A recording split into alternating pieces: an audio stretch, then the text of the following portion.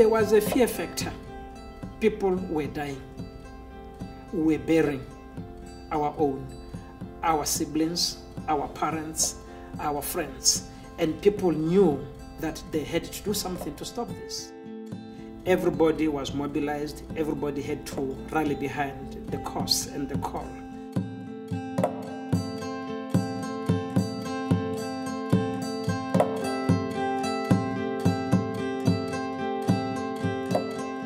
Even as a country, when it all started, we said AIDS is not a health challenge, it's a developmental challenge.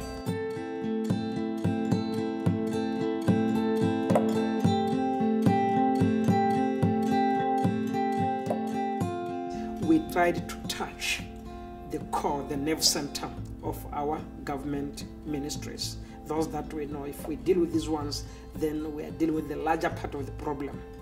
Then the civil society. Currently there are 54 civil society organizations that are being funded from this program. Now these are the people who must do the primary behavioral interventions on the ground. They are dealing with anti-multiple and concurrent partnerships. They are dealing with anti-transactional sex programs.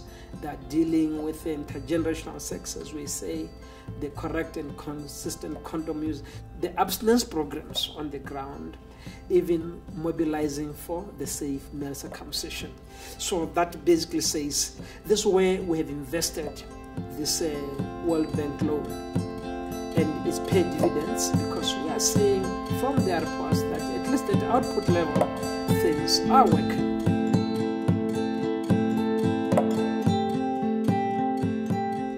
You'd want to appreciate, as I say so, that in terms of the biomedical programs, we were the first country to offer free ARVs in Africa to its citizenry.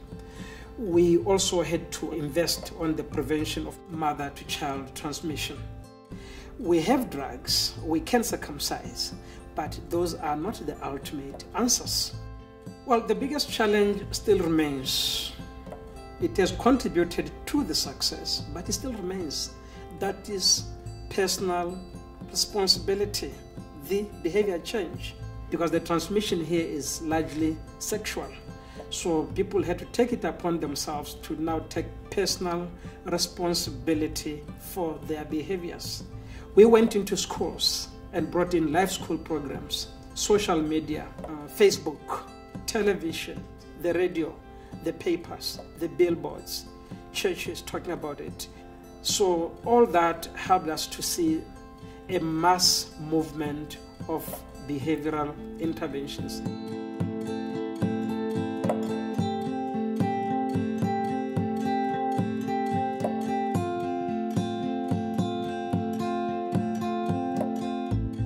This was largely financed from the taxpayer, from the national coffers.